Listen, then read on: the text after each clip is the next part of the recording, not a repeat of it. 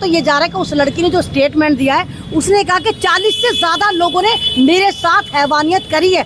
Police ने तो अभी तक 12-13 को पकड़ा, 18 को पकड़ा है, तो वो और लोग कहाँ हैं?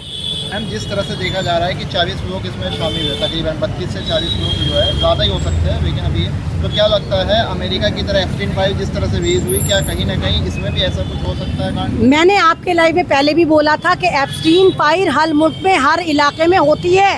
हर इलाके में लड़कियों के साथ, बच्चों के साथ गलत काम होता है, लेकिन क्योंकि हर मुल्क का सिस्टम अलग होता है, अमीरों को पैसे से बचा लिया जाता है, इसलिए वो एप्स्टीन पर छातियाँ फाड़ रहे हैं लोग। लेकिन ये नहीं देख रहे क्या ये एप्स्टीन फाइल नहीं है? क्या ये जो बच्ची, इस 13 साल की बच्ची जिसके बॉडी ऑर्गन भी सही से डेवलप नहीं हुए, उसके साथ 40 लोगों ने हैवानियत करी। 30 लोगों ने एक 13 साल की बच्ची के साथ जो किया, उस पर क्या कहना चाहेंगी? क्या मतलब गुस्सा है कितना इसको लेकर? वो तो आप ये कहिए कि भारत की चाहे न्यूबॉर्न बेबी हो, चाहे 90 साल की बुढ़िया हो, वो सेफ़ नहीं है। और सेफ़ क्यों नहीं है? क्योंकि कोई भी अच्छा कानून, मजबूत कानून नहीं बना। अभी जो राजस्थान श्री गंगानगर, नाम सुनिएगा ज़रा, कितना खूबसूरत धार्मिक नाम है, श्री गंगानगर। वहाँ पर एक 13 साल की बच्ची जा रही थी और उसने एक रिक्शा करा, वो ऑटो रिक्शा था, नहीं मालूम कौन सा रिक्शा था, और उसने कहा मुझे बस तक छोड़ दो, बस उसे पकड़नी थी। उस आदमी ने देखा कि लड़की नाबालिग है, अच्छी है और अकेली कहीं से जा रही है, तो उसने क्या करा, वहीं पर श्री गंगानगर में जाकर उसने एक होटल में जाकर उस लड़की को फरोख्त कर दिया। इतना हरामखोर था वो रिक्शा चालक। बेचा तो बेचा, लेकिन 22 जून की, 18 जून की वाली बात है, 18 जून में 5-6 लोगों के साथ उसने उस लड़की के साथ ये कुकर्म भी करा, यानी कि एक गैंग रेप उस रात में इसने करा, बेचने से पहले करा। उसके बाद उस लड़की को मुख्तलिफ जगह बेचा जाता रहा, होटल बदलते रहे और दरिंदे रहे, मतलब लगभग 40 दरिंदों ने उसकी इज्जत को तार-तार करा। 13 साल की बच्ची जो बालिग भी नहीं है, जिसके अभी बॉडी ऑर्गन भी सही तरीके से डेवलप नहीं हुए, उसके साथ 40 से ज़्यादा हैवानों ने गैंग रेप करा और उसके बाद उसको छुपाया जाता रहा। उसकी माँ पागलों की तरह थाने, इधर थाने उधर थाने भटकती रही कि मेरी बच्ची, मेरी बच्ची, मेरी बच्ची, लेकिन कोई इंसाफ नहीं मिला। और जब वो बच्ची मिली तो इस हालत में थी कि अस्पताल वाले भी चाहकर उस बच्ची को बचा नहीं पाए। एक 13 साल की बच्ची के साथ तो अगर एक मर्द भी रिलेशन बना ले तो उसकी भी बचने की उम्मीद कम है। यहाँ तो 40 इंसानों जैसे हैवानों ने उसके साथ रिलेशन बनाया और सारा बिल्कुल गलत तरीके से बनाया। तो वो बच्ची इस दुनिया से जा चुकी है। जाने के बाद सरकार फड़फड़ाई, तड़पड़ाई, बेवकूफ़ बनाने के लिए सड़कों पर उतर कर आई, जाकर उस होटल को तोड़ डाला। उस होटल को तोड़ने के बाद क्या वो बच्ची ज़िंदा हो जाएगी? क्या उस होटल को तोड़ने के बाद वो होटल इस बात की गारंटी लेगा कि श्री गंगाधर नगर जो है, गंगानगर है वो, उसके बाद पूरे भारत में कहीं गैंग रेप नहीं होगा? अरे अगर कानून बनाना है तो ये बनाओ, बुलडोज़र कानून से कुछ नहीं होता। कानून बनाना है तो ये बनाओ कि अगर कोई भी बंदा गैंग रेप का दोषी पाया जाता है तो 6 दिन के अंदर उसको चौराहे पे फांसी पे लटकाया जाए। कुछ ना देखो, लेकिन ये बनाएंगे नहीं कानून। अगर ये कानून बना लिया तो इसके लपेटे में सबसे ज़्यादा ये लीडर आएंगे, सबसे ज़्यादा ये एलीट क्लास समझने वाले लोग आएंगे। तो ये सारे के सारे ड्रामे इसलिए चल रहे हैं, बस आप इंतज़ार ही करते रहिए। कभी निर्भया होगी, कभी उन्नाव कांड होगा, कभी ये वाला कांड होगा, कभी हाथरस कांड होगा, और बेटियां इसी तरह गैंग रेप का शिकार होती रहेंगी, मरती रहेंगी। क्या वजह है मैम कि डर बिल्कुल ख़त्म हो चुका है इन क्रिमिनल्स के? किससे डरेंगे? किससे डरेंगे? आप किससे डरेंगे? आप थाने से डरेंगे। सबसे ज़्यादा माफ़ी के साथ मैं कह रही हूँ कि सबसे ज़्यादा इस वक्त हिंदुस्तान में अगर कुछ चीज़ मैनेज होती है तो थाने मैनेज होते हैं। वहाँ पर मुजरिमों, अगर मुजरिम जो है पैसे वाला है तो पैसे लेके मैनेज कर लिया जाता है, और जो मासूम है, जिसके साथ जुल्म हुआ है, जिसकी बेटी के साथ गलत हुआ है या जिसका परिजन मरा है, उनको हवा भी नहीं लगने दी जाती, FIR नहीं करी जाती। अगर FIR करी भी जाती है तो ये मैनेज थाने इतनी हल्की दिफा लगाते हैं कि फ़ौरन ज़मानत मिल जाती है।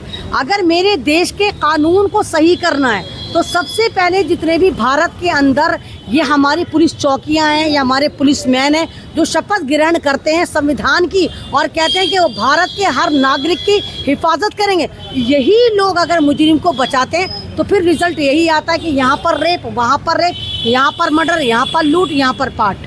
मैम, लेकिन उन लोगों को तो पकड़ लिया है, 18 लोगों को बता रहे हैं लगभग पकड़ लिया, रस्सियों से बांध कर ले जा रहे हैं। तो अब क्या मतलब आपकी मांग है? नहीं तो 18 देखिए, माँ जब वो बच्ची गायब हुई थी 18 जून की वो बच्ची गायब थी, 22 जून को वो बच्ची मिली।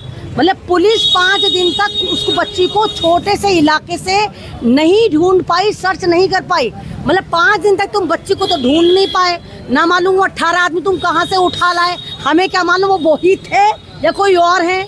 सिर्फ किसी के ऊपर बिल फाड़ा जा रहा है, हमें क्या मालूम कि वो वही 18 लोग थे जिन्होंने उस लड़की के साथ गलत करा था। आप वो होटल देखिए जिस होटल पर बुलडोजर बाबा की कार्रवाई हो रही है, वो होटल छोटा मोटा होटल नहीं है, अच्छा बड़ा होटल है। अगर अच्छा बड़ा होटल है और उस लड़की को लगातार फॉर सेल पर बेचा जा रहा था, इस होटल से उस होटल अगर उसको बेचा जा रहा था, यानी कि उसके ग्राहक बहुत मजबूत लोग रहे होंगे। तो वो लोग किनको बचाया जा रहा है, किनको टंगाया जा रहा है, ये वाली बात भी तो सोच रहे कि हम कैसे यकीन कर लें कि वो 18 लोग जिनको पुलिस घनपेल कर रही है वो वही मुजरिम है जिन्होंने उसके साथ गलत काम करा था। क्योंकि कहा तो ये जा रहा है कि उस लड़की ने जो स्टेटमेंट दिया है उसने कहा कि 40 से ज़्यादा लोगों ने मेरे साथ हैवानियत करी है। पुलिस ने तो अभी तक 12-13 को ही पकड़ा, 18 को ही पकड़ा है, तो वो और लोग कहाँ हैं? पुलिस अगर इतनी सक्षम है तो उनको ही पकड़े।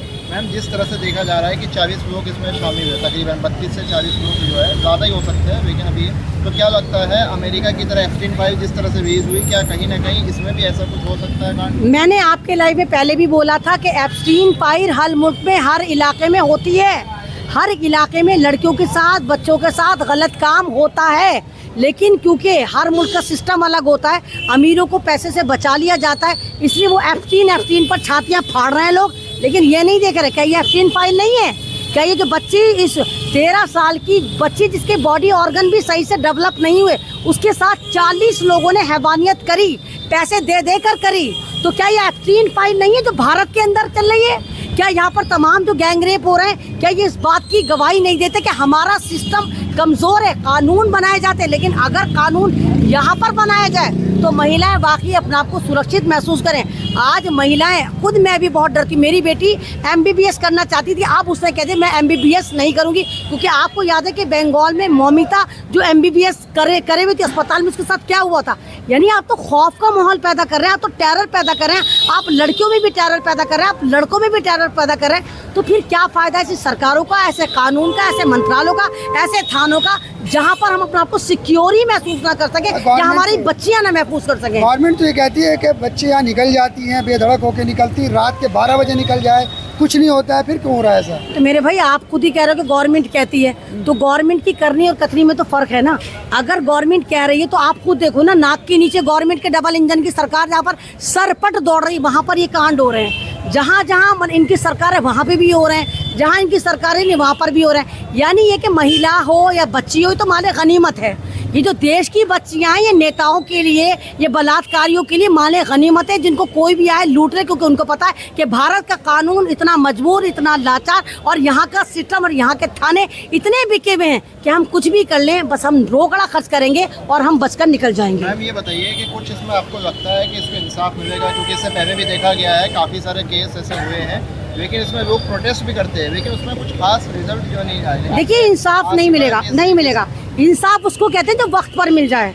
मुझे प्यास अब लगी है, मुझे भूख अब लगी है, 10 साल बाद आप मुझे खाना ला कर दें, उसको इंसाफ नहीं कहते। आपने निर्भया का इंसाफ भी देखा कि मेरा ख्याल से 10 से 15 साल लगे थे, उसको इंसाफ नहीं कहते। इंसाफ का मतलब है अभी जुर्म करा और अभी फांसी पर लटका दो, इसको इंसाफ कहते हैं। हालांकि वो बच्ची वापस नहीं आ सकती, लेकिन तमाम पेरेंट्स जितने भी, जिनकी बेटियां हैं, जिनके छोटे छोटे बच्चे हैं, ये आपकी मिल्कियत है, ये आपकी अमानत है, ये आपके बाग का फूल हैं, इनकी हिफाजत करना आपकी जिम्मेदारी है। अगर आप ट्यूशन पढ़ने भेज रहे हैं, स्कूल भेज रहे हैं, दोस्तों के साथ भेज रहे हैं, तो पूरा चेकआउट रखकर अपने बच्चों से कहें, अगर उनके पास मोबाइल है, कि जहाँ पर भी जा रहे हो सबसे पहले मोबाइल में करंट लोकेशन शेयर करो कि तुम कहाँ हो, ताकि पता चले कि हमारी बेटी या हमारा बेटा कहाँ कहाँ गया है, ताकि सर्च कर सके, क्योंकि माँ बाप ही सर्च करेंगे।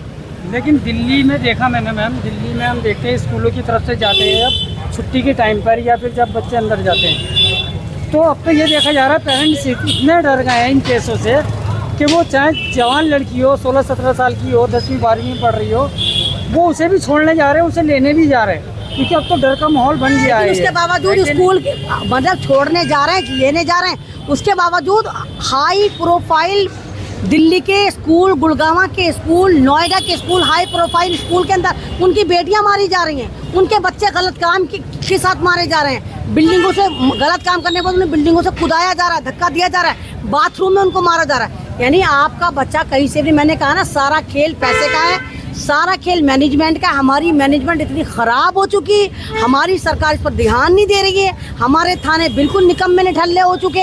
ये सिर्फ नोट छाप रहे हैं, रोकड़ा छाप रहे हैं, इनका दिमाग नहीं है कि जो बेटियां, जिनको बेटियां पढ़ाओ, बेटी बचाओ का जो नारा चल रहा है वो ज़मीन में धपड़धुस होता नज़र आ रहा है। और हमारी अभी भी जब मैं आपसे बात करी, क्योंकि भारत का जो एक तरह का डेटा है, हर 10 मिनट में भारत में एक लड़की के साथ रेप होता है, लेकिन इंसाफ नहीं मिलता है। किस तरह का कानून चाहते हैं कि इस तरह से थम जाए, जिस तरह से बलात्कार, रेप बढ़ रहे हैं, मामलात बढ़ रहे हैं, तो किस तरह कानून होना चाहिए आपकी नज़र में? देखिए अगर आप किसी को डराना चाहते हैं, जिनको रोकना चाहते हैं, देखिए अगर माएँ होती हैं, कोई बच्चा शरारत करता है तो माँ तबे से धो देती है एक बच्चे को, दूसरा बच्चा खुद डर जाता है, अच्छा मम्मी ने इसको मारा, मुझे भी मारेगी।